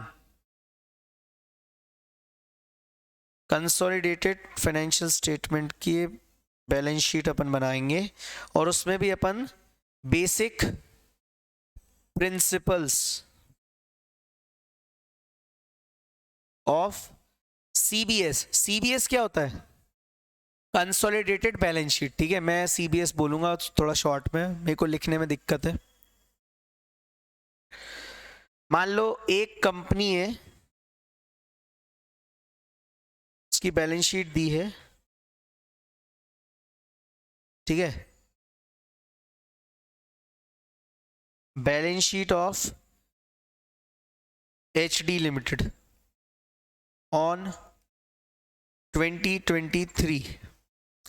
equity share capital है मान लीजिए 1000, रिजर्व्स वगैरह है या retained earnings. Retained earning is nothing but the reserves. P&L होता है ना रिटेन्ड अर्निंग का मतलब। Current liability 700, non current assets हैं अपने मान लीजिए 900, और इन्होंने किया होगा इन्वेस्टमेंट इन, सब्सिडरी कौन बनेगा? Ankesh. Investment in Ankesh limited.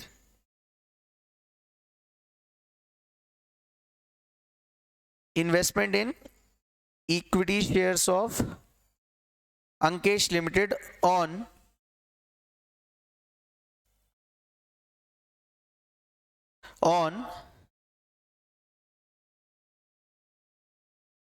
31 March 2023,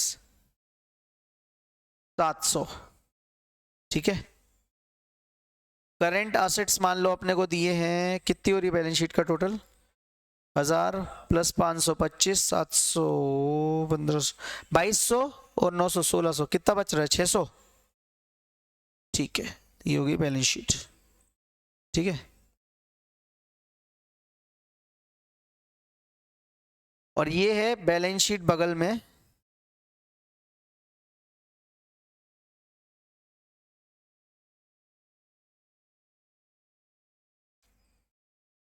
subsidiary की। सब्सिडरी कौन है? अंकेश लिमिटेड। और 31 मार्च 2023 की बैलेंस शीट है इनकी भी। कहाँ जा रही है?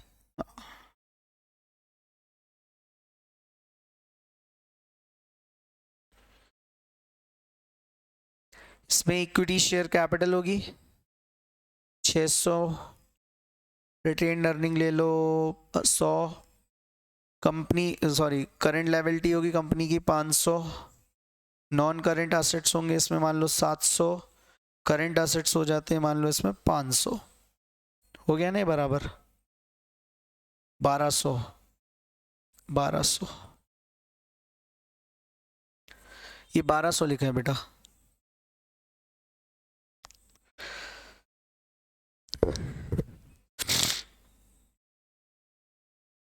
अब मुझे एक बात बताओ,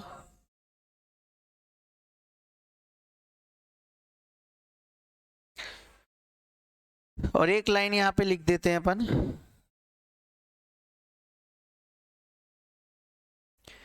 gives investment in Ankesh limited gives 100% control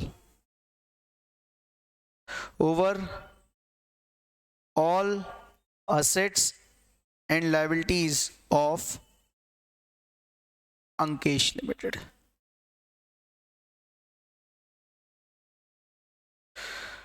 Prepare CBS.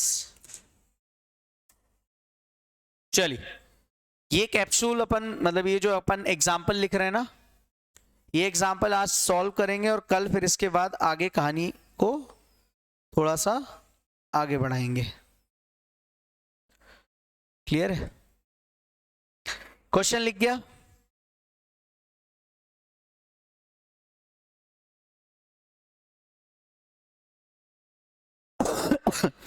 मैं आप लोगों को एक बात बताऊं, नहीं ठीक है दुकान बंद कर ले। एक बात बता रहा हूं, बिजनेस कॉम्बिनेशन में हमने 6 से 7 स्टेप सीखे थे और बैलेंस शीट हमारी टैली हो रही थी। यहां भी मैक्सिमम 9 से 10 स्टेप होंगे बस, लेकिन balance sheet one shot tally होगी, ये मेरी गारंटी है।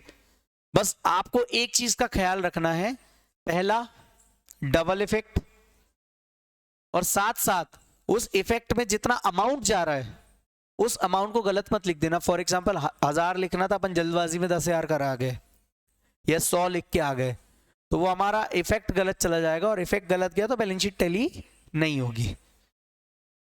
ठीक है, अभी एक बात मुझे बताओ, ये जो बिजनेस परचेज हुआ है, किसका बिजनेस परचेज हुआ? सर अंकेश लिमिटेड बिक गई। ठीक है, अंकेश लिमिटेड को खरीद लिया किसने? एचडी लिमिटेड ने। और कितना परसेंट कंट्रोल एक्वायर हुआ? सर 100%। कैन आई से Ankesh limited is now Holi own subsidiary, wholly owned subsidiary. Complete control किसके हाथ में चला गया? जल्दी बताओ, ऑनलाइन में सभी बच्चे बताएंगे तुम्हें, तुम्हारे अटेम्प्ट की कसम है, जल्दी बताओ। अब सब बता रहे सर एचडी लिमिटेड के पास चला गया। एचडी लिमिटेड के पास चला गया जब, तो बहुत कोई दिक्कत वाली बात नहीं। अब क्या करना है, सबसे पहले तो अपने को ये निकालना पड़ेगा कि इन्वेस्टमेंट की वैल्यू कितनी है। यस और नो? सर इन्वेस्टमेंट की वैल्यू कितनी होगी? इन्वेस्टमेंट की वैल्यू एनीवन, बैलेंस शीट दोनों आपके सामने है। मुझे बताओ, मैंने एक्वायर किया अंकेश लिमिटेड को, 700 रुपए की इन्वेस्टमेंट की है, जिससे मुझे 100% कंट्रोल मिल गया। मुझे बताओ मेरे लिए मैंने कितना कंसिडरेशन पे कर दिया? सर 700 का ही तो किया। 700 कैसे आ रहा है? 700 कैसे आ रहा है? Sir 700 is nothing but the, एक सेकेंड यार, ये हाँ 700 कहां से आ रहा है सर? ये लिखा है राइट लेकिन एक्चुअल में इतना इन्वेस्टमेंट जो हुआ है, इसको अपन अकाउंटिंग पॉइंट ऑफ व्यू से पहले तो अपन को दिखाना पड़ेगा क्या ले रहे हैं, सामने वाले का कंट्रोल ले रहे हैं। जब कंट्रोल ले रहे हैं तो ऑब्वियसली कुछ प्राइस पे करी, और वो जो प्राइस है वो दो तरीके से निकाली जा सकती है, और उसको पता क्या बोलेंगे अपन? Net assets taken over. मैंने क्या किया, एचडी लिमिटेड ने कंट्रोल किसका ले लिया? अंकेश का, अंकेश लिमिटेड का। ये जो 700 है ये कैसे निकल सकता है? यहां तो क्वेश्चन में चलो दिया है, कहना ही से इसके पास जब कंट्रोल आ गया कंट्रोल आने से net assets taken over of subsidiary, subsidiary कौन थी? अंकेश लिमिटेड। तो मेरे पास अंकेश लिमिटेड के नेट असेट्स का कंट्रोल आ गया। जल्दी मुझे बताओ, ऑनलाइन में ऑफलाइन में सभी लोग सामने फेस टू फेस बैठे हैं, क्यों? नेट एसेट्स में अपने पास क्या क्या आ गया? कंट्रोल आने से नेट एसेट्स आ गए कि नहीं? नेट एसेट्स में सारे एसेट्स हमारे हो गए, सारी लायबिलिटीज भी हमारी हो गई। अच्छा, नेट एसेट में एक चीज और मुझे बताना, क्या जो एसेट्स की वैल्यू है वो मार्केट वैल्यू के हिसाब से पे करेंगे या बुक वैल्यू के हिसाब से? क्वेश्चन में नहीं दी, मैं लॉजिकली पूछ रहा हूं। Always on fair value, fair value मतलब जो फेयर वैल्यू है। अगर नहीं दिया क्वेश्चन में तो अपन बुक वैल्यू मान लेंगे, ठीक है? और liabilities at payable value, okay. Now what we have to do means net assets of, अभी सिर्फ समझा रहा हूं, पहले समझने में फोकस करना, क्वेश्चन तो बाद में आराम से कर लोगे। Of subsidiary, we are taking over the net assets of subsidiary. अब ये नेट एसेट अगर आप कैलकुलेट करना चाहो लॉजिकली तो दो तरीके से कैलकुलेट होता है। एक होता है लायबिलिटी पॉइंट ऑफ व्यू, क्या होता है? और एक होता है बेटा असेट्स पॉइंट ऑफ व्यू। ये क्या चीज है सर?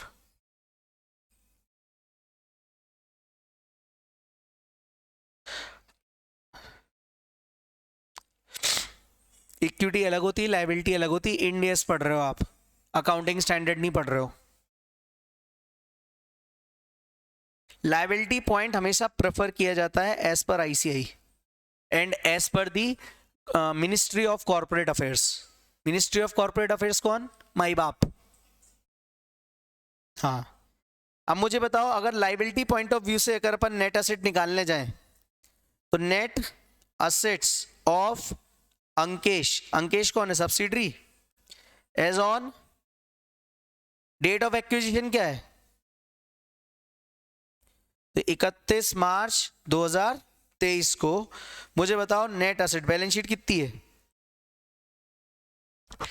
अंकेश के नेट एसेट्स आ गए और लायबिलिटी पॉइंट से अगर अपन कैलकुलेट कर रहे हैं तो यहां एक तो अंकेश की आ जाएगी इक्विटी शेयर कैपिटल कितने की है?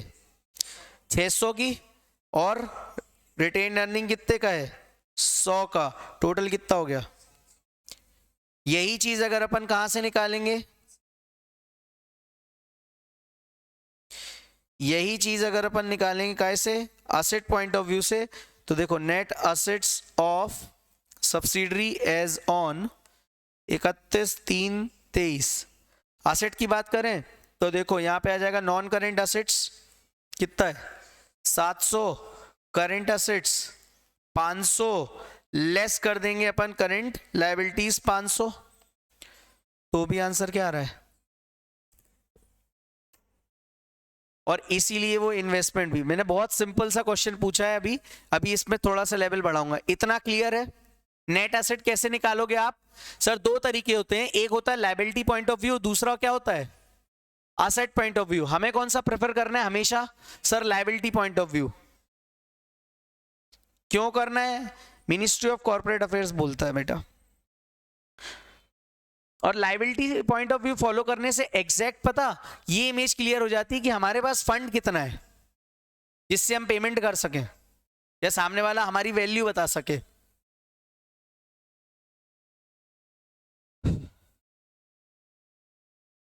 हाँ, ये लिख लो पहले इतना लिखो, और यहां तक में कोई समस्या हो तो पूछ लो।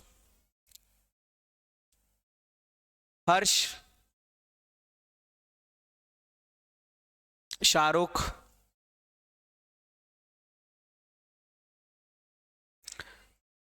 शाइनी, लिख लिया? अबे इतनी जल्दी लिख लिया? ये तुम लोग समझ रहे थे लिख रहे थे? अंकेश आप लिख रहे हो कि नहीं? ऐसा अगेन संस्कार का क्वेश्चन है। लिखा नहीं समझा तो लिख लो बेटा। शाहरुख, ये चैप्टर के बारे में आपकी पहले क्या राय थी और अभी तक की क्या राय है इस लेक्चर को, अभी तक जो आपने अटेंड किया? समझ में आ रहा है कि नहीं?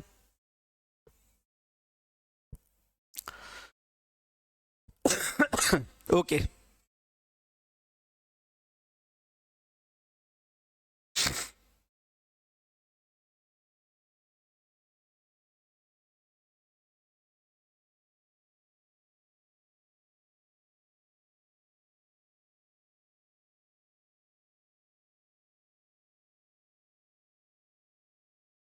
लिख लिया बेटा? अभी मुझे क्वेश्चन भी सॉल्व कराना है ये। चलो लिख लिया?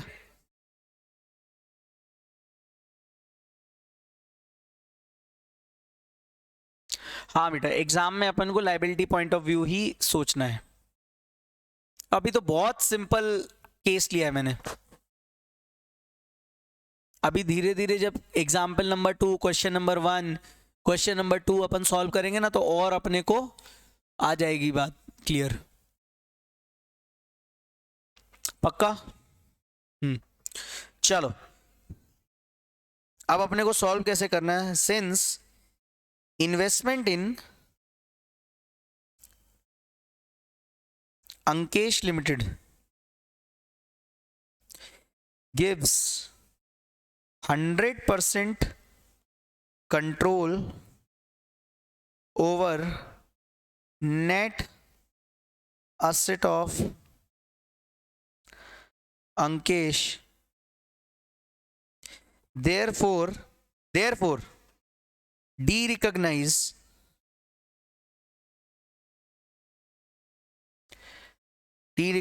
the investment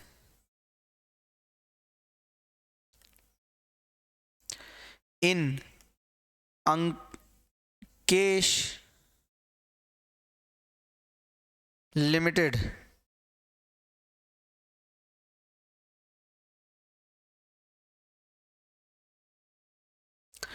de-recognize the investment in Ankesh limited. मतलब जब आप ग्रुप की कंसोलिडेटेड बैलेंस शीट बनाओगे ना, तो वो ये बोलना चाह रहा है, एक मिनट के लिए रुक जाना, मैं तुम्हें ये समझा दूं पहले। उसके कहने का मतलब है जब आप कंसोलिडेटेड बैलेंस शीट बनाओगे तो आपकी बैलेंस शीट आएगी एचडी लिमिटेड की, और जब एचडी लिमिटेड की कंसोलिडेटेड बैलेंस शीट बनाओगे तो उसमें से इसको डी रिकॉग्नाइज कर दो। क्यों? क्योंकि आपने 100% टेक ओवर मार दिया। और जब ये डी रिकॉग्नाइज करोगे तो ऑटोमेटिकली ये सारे असेट्स एंड लायबिलिटीज या इक्विटी एंड लायबिलिटीज कहां आ जाएंगे? इस बैलेंस शीट के पार्ट बन जाएंगे। मतलब इसका D recognition automatically implies the recognition of net assets of subsidiary.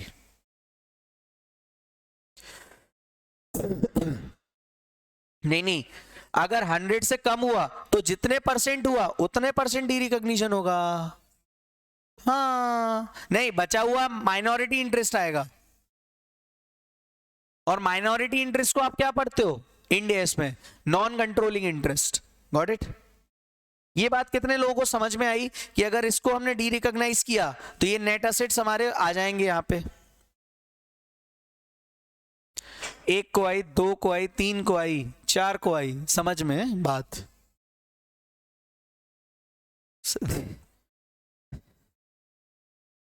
तो यहां पे ये लाइन लिख लेना, means automatically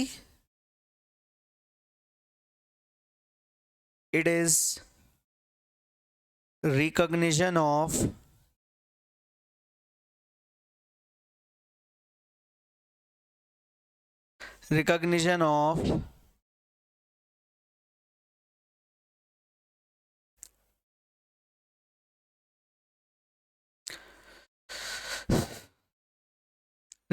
of net assets of Ankesh Limited in consolidated financial statements। ये रूल समझ में आया? बस पहला कैप्सूल हम इसलिए इतना लेट कर रहे हैं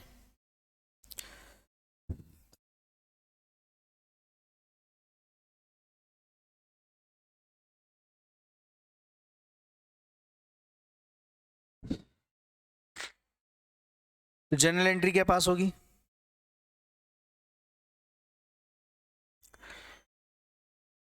रिकॉग्निशन किसका हो रहा है? नेट असेट्स का। तो net assets of Ankesh debit to derecognition किसका हो रहा है, इन्वेस्टमेंट इन सब्सिडरी, मतलब अंकेश। अंकेश कौन है, सब्सिडरी, कितने से, 700 से।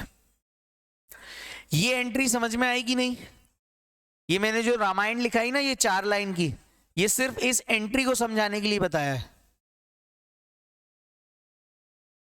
Net asset of subsidiary debit to investment in subsidiary, investment derecognise हो जाएगा और ऑटोमेटिकली कौन आ जाएगा, नेट असेट्स ऑफ सब्सिडरी आ जाएंगे।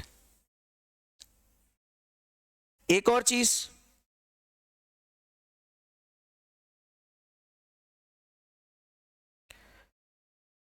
consolidated balance sheet is prepared in parents book, that is in above case in the books of HD Limited। ये बात वैसे आप लोगों को पता थी, लेकिन फिर भी मैंने लिखा दिया, मैं रिस्क लेता ही नहीं हूं। कंसोलिडेटेड बैलेंस शीट किसकी बुक्स में बनेगी, पेरेंट की बुक में, और पेरेंट कौन है अपना, HD limited.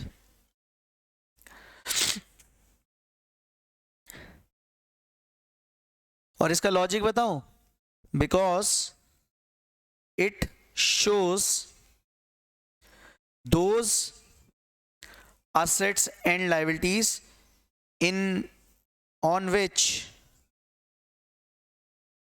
parent has control।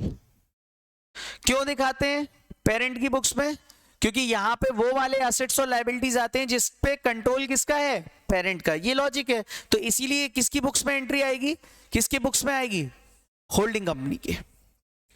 तो अब अपन बना लेते हैं मुद्दे की बात। ये कंसेप्ट सारे क्लियर हो गए। अब अपन मुद्दे की बात मेन सॉल्यूशन पे आते हैं। अब अपन बनाते हैं consolidated balance sheet. Consolidated balance sheet वैसे मुझे 10 मिनट पहले हर्षवर्धन बना के भेज चुका है, बट स्टिल सर अपन तो ये कौन सा पुराना ट्री फॉर्मेट में आप बना रहे हो बैलेंस शीट। अभी सिर्फ अपन कंसेप्ट बिल्ड कर रहे हैं, इसलिए अपन ऐसा कर रहे हैं। अब मुझे बताओ इक्विटी शेयर कैपिटल कितनी आएगी। ये हमेशा पेरेंट की रहती है 1000 रुपए। आपके रिटेन्ड अर्निंग्स कितने आएंगे, ये भी हमेशा पेरेंट के आएंगे।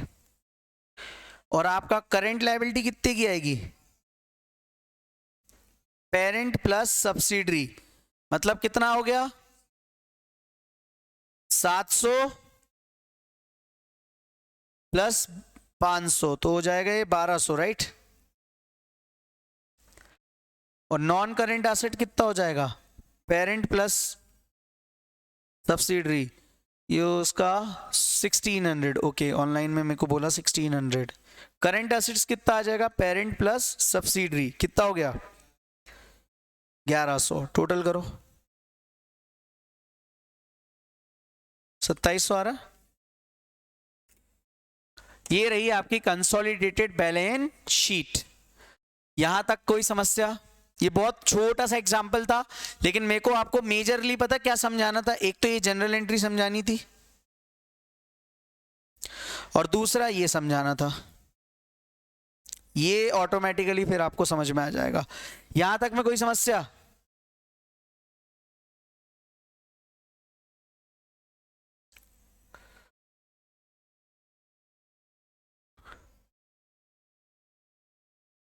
पक्का क्लियर है सब। ओके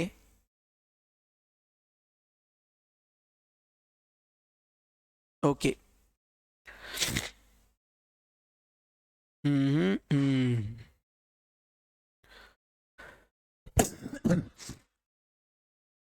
लिख गया। आई होप आज का लेक्चर अभी तक में आपको सारा फ्रूटफुल लगा होगा। पक्का। अंकेश, हर्ष, शाहरुख, शबनम, सारिका, शाइनी, विष्णु, पीयूष, संस्कार, अरुण। ओके, एक क्वेश्चन और करें फिर क्लास खत्म करें या आज क्लास ओवर कर दें? क्या? हाँ, वंस मोर, एक और मतलब क्या करना है? वंस मोर क्या? एक क्वेश्चन और। बाकी बच्चों का कहना है सर हम ऑडिट भी पढ़ रहे थे शायद। नहीं ठीक है, आज का अपन देखो सभी बच्चे ना मई 24 वाले हैं एक्सेप्ट 2 स्टूडेंट्स को छोड़ के, तो कोई दिक्कत नहीं, अपनी बैच मई 24 के लिए। संस्कार, दूसरे का नाम क्यों बताऊं मैं? ठीक है, चलो तो आज का लेक्चर आई होप आपको बहुत अच्छा लगा होगा। Do share me the feedback on my Telegram channel और personally to me. Thank you so much guys. Ankesh, bye bye everyone.